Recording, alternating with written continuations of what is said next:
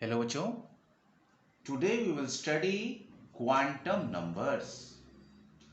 क्या होता है बच्चों quantum number? Let us understand first the meaning of quantum numbers. बच्चों, ये क्वांटम नंबर्स होते हैं basically address of electrons. Atom के अंदर इलेक्ट्रॉन्स प्रेजेंट हैं। अब वो इलेक्ट्रॉन्स एटम के अंदर कहां पर है, वो हम इन क्वांटम नंबर की मदद से निकाल सकते हैं। And even this quantum number gives us the information about that electrons. We'll get so many information about it. इसको बच्चों समझने के लिए हम एक एग्जांपल लेते हैं। फॉर एग्जांपल, हमें अपना एड्रेस किसी ऐसे फ्रेंड को देना है जो किसी दूसरी कंट्री में रहता है। And one by one, if that friend is coming close to us, he is just asking for a parameter, यानी कि एड्रेस का पैरामीटर कोई कि जिससे वो हमारे नजदीक आ सके। तो बच्चों, सबसे पहला पैरामीटर कि अगर वो फ्रेंड किसी और कंट्री का है तो हम उसे कहेंगे कि सबसे पहले अगर आप मुलाकात करना चाहते हैं तो क्या करें, आप इंडिया की फ्लाइट पकड़ लें। तो जो फ्लाइट इंडिया को जाती है आप उसमें बैठें, उसकी टिकट लें और इंडिया पहुंच जाएं। इंडिया पहुंचने के बाद बच्चों, इंडिया तो बहुत बड़ा है। अब उसके बाद भी उसे पर्टिकुलर अगर हम तक पहुंचना है तो उसको बताना पड़ेगा कि हम किस स्टेट में रहते हैं। फॉर एग्जाम्पल, हमने उन्हें बताया कि चलो हम यूपी में रहते हैं, और यूपी में भी हमने कहाँ बोल दिया, हमने कह दिया हम गाजियाबाद में रहते हैं। तो now that person will be more close to us. उसके बाद हम बताएंगे कि हम किस लोकेलिटी में रहते हैं। फॉर एग्जाम्पल, हमने एक नाम ले लिया कि चलो हम ठीक है वसुंधरा में रहते हैं, और एक पर्टिकुलर सेक्टर की बात कर ली।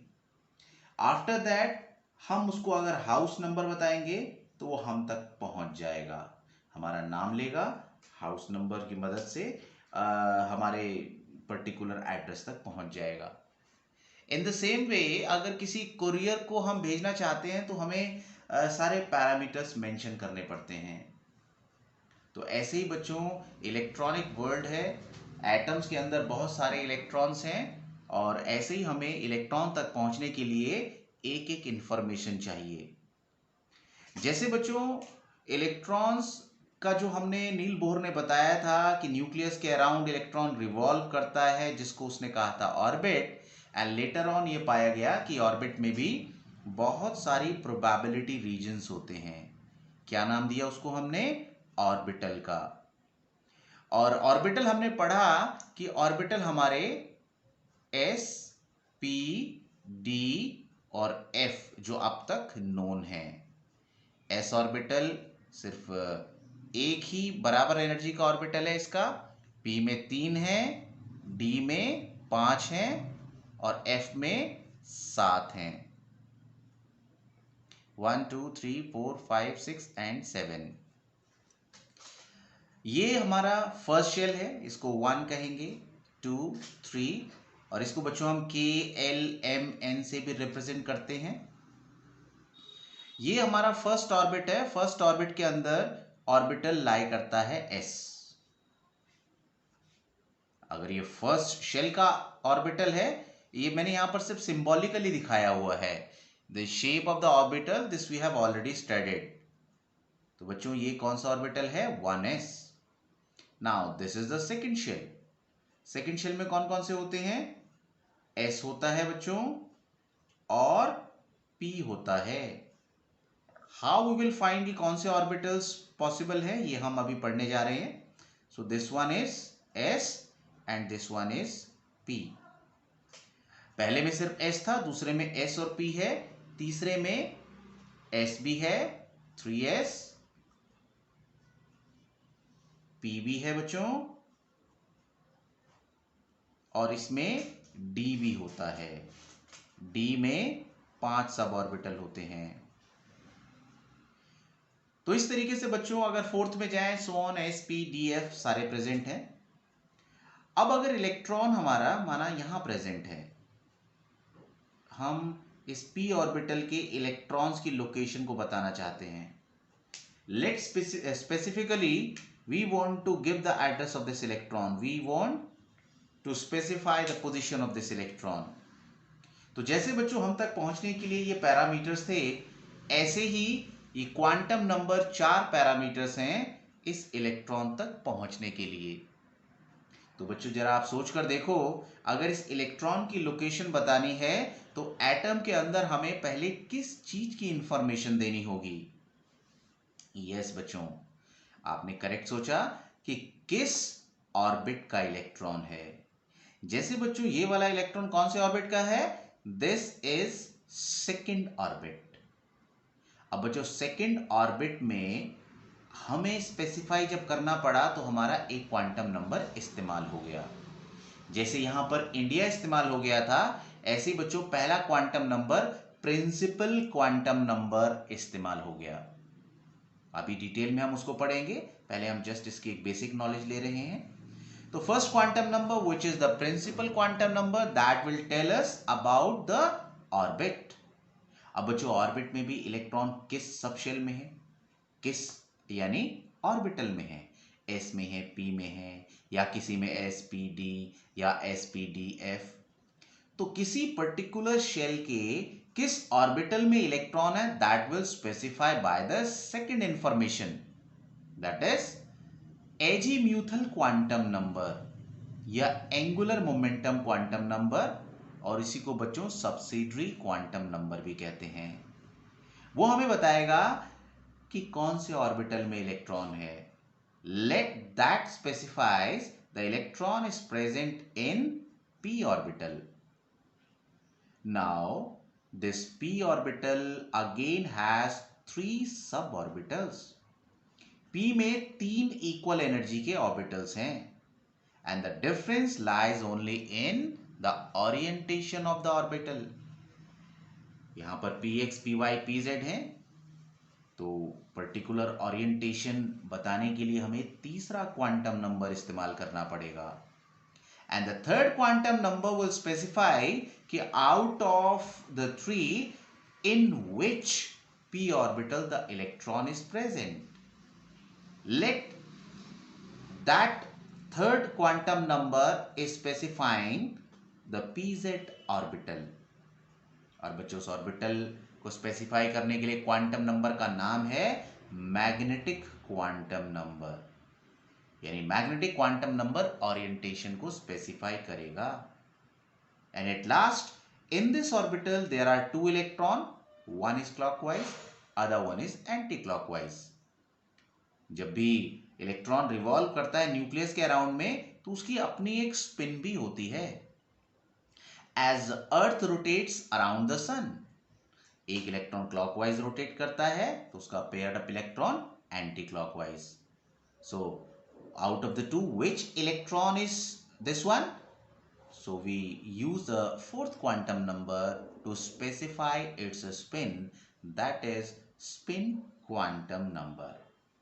Now bachcho, let us discuss one by one. तो पहला क्वांटम नंबर है प्रिंसिपल क्वांटम नंबर.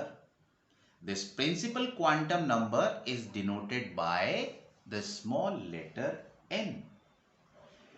इस प्रिंसिपल क्वांटम नंबर की जो पॉसिबल वैल्यूज होती हैं they are starting from 1 and can go up to infinity. ये जो क्वांटम नंबर है ये हमें शेल नंबर के बारे में बताता है या ऑर्बिट के बारे में जिसमें इलेक्ट्रॉन रिवॉल्व कर रहा है. So generally 7 शेल तक पाए गए हैं. We can see the electron present up to 7 shell, but the possibility are up to infinity.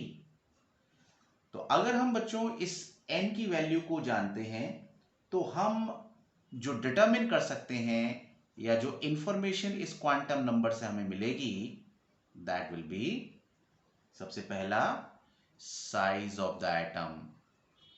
Size के बारे में कैसे इंफॉर्मेशन मिलेगी? फॉर एग्जाम्पल हमें वैलेंस इलेक्ट्रॉन के n की वैल्यू पता है. एक केस में इलेक्ट्रॉन का जो वैलेंस या इलेक्ट्रॉन जो वैलेंस शेल में प्रेजेंट है दैट इज 2, और एक केस में इलेक्ट्रॉन प्रेजेंट है सिर्फ फर्स्ट शेल में। तो जितना ज्यादा शेल्स होंगे उतना साइज ज्यादा होगा। तो greater the number of shells in which the electrons are present means higher the value of n for valence shell, bigger will be the atom. और दूसरी इंफॉर्मेशन बच्चों हमें मिलेगी एनर्जी के बारे में। जितना इलेक्ट्रॉन न्यूक्लियस के नजदीक होता है उतनी एनर्जी कम होती है। So always we need to give energy to excite electron to the next higher shell. It means जो अगला हायर शेल है उसकी एनर्जी ज्यादा है। तो second information which we get here is the energy of that electron in that particular shell. जो number of allowed orbitals होते हैं that is also specified by n, वो है n square। जैसे बच्चों फर्स्ट शेल में अगर हम n is equal to 1 डालें तो ऑर्बिटल्स टोटल कितने होंगे, 1 का स्क्वायर 1। और ऐसे ही हम अगर सेकंड शेल में देखें तो टोटल ऑर्बिटल 2 का स्क्वायर यानी कितने होंगे, 4। ऐसे ही बच्चों अगर देखें तो इसमें 3 पुट करके तो ये आ जाएगा 9। यहां पर एक सिर्फ s ऑर्बिटल होता है, इसमें एक s और 3 p यानी टोटल 4। इसमें एक s 3 p और 5 d होते हैं। तो 1 + 3 + 5 total of 9 orbitals will be there. Next quantum number जो बताएगा हमें ऑर्बिटल्स के बारे में that is second quantum number is angular momentum quantum number, जिसको हम एजीम्यूथल और सब्सिडियरी क्वांटम नंबर भी कहते हैं। This quantum number is denoted by the letter L. इसकी जो वैल्यूज हैं वो n की वैल्यू डिसाइड करता है। This tells about the orbital in which the electron is present. Tells about the orbitals in which the electron is present. किस तरीके से बच्चों ये इंफॉर्मेशन मिलती है, कैसे ये वैल्यू रेस्ट्रिक्ट होती है।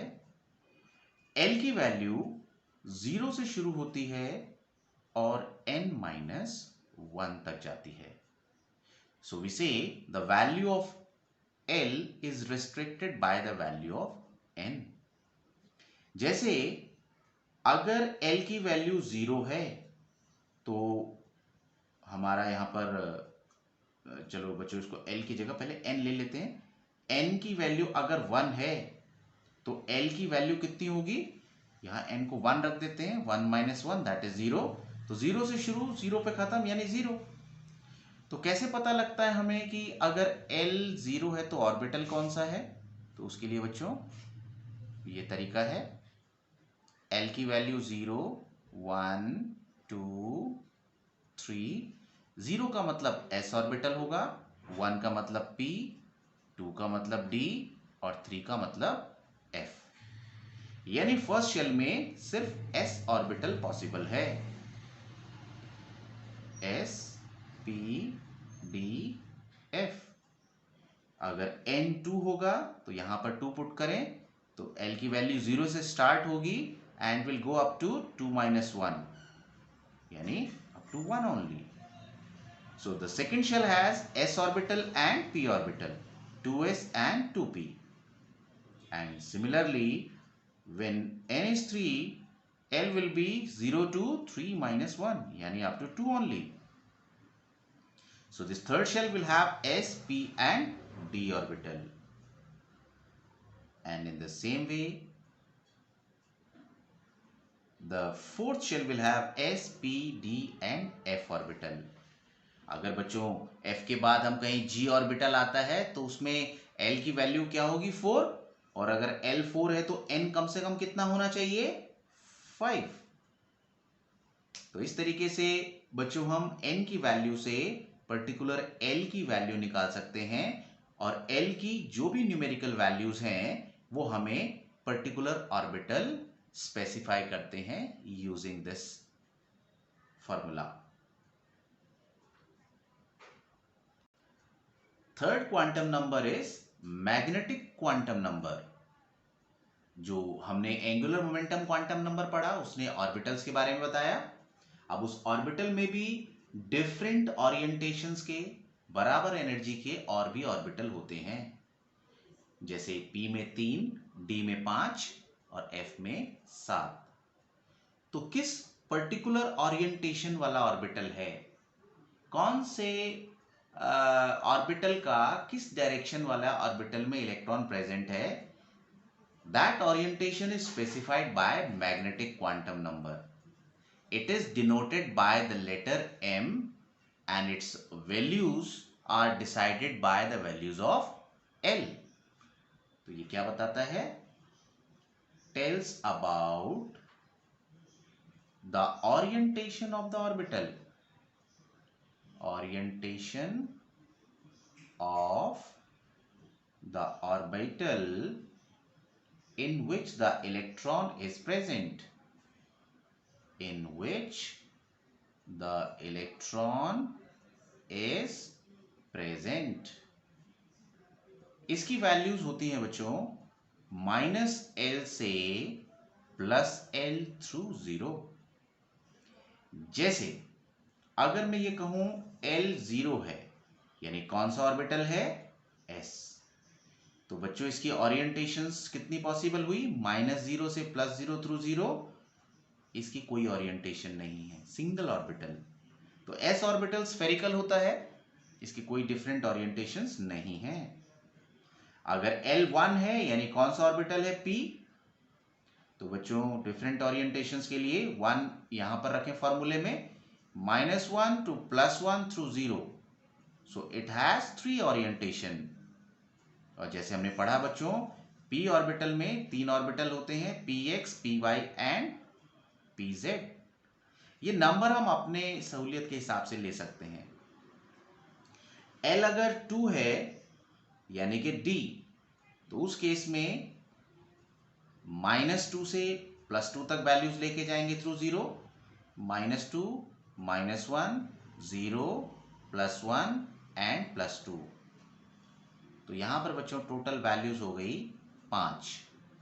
So all these 5 numerical values are specifying the 5 different orientation, and in the same way this f orbital will have the value from -3 to +3 through 0, और f orbital में इस तरीके से 7 different orientations possible हैं।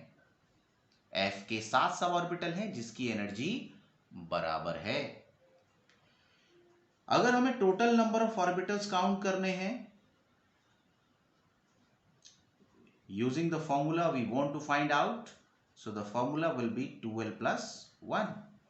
l की value 0, 1, 2, 3 इसमें put करेंगे तो टोटल नंबर ऑफ ऑर्बिटल्स हम डायरेक्टली कैलकुलेट कर सकते हैं।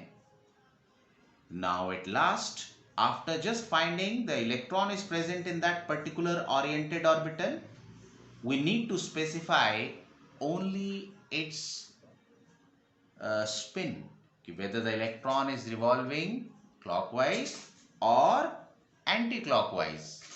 So the last quantum number is, तो बच्चों लास्ट क्वांटम नंबर जिसको हमने कहा spin quantum number, which is denoted by the letter S, जो हमें बताता है कि इलेक्ट्रॉन हमारा क्लॉकवाइज रिवॉल्व कर रहा है या एंटी क्लॉकवाइज।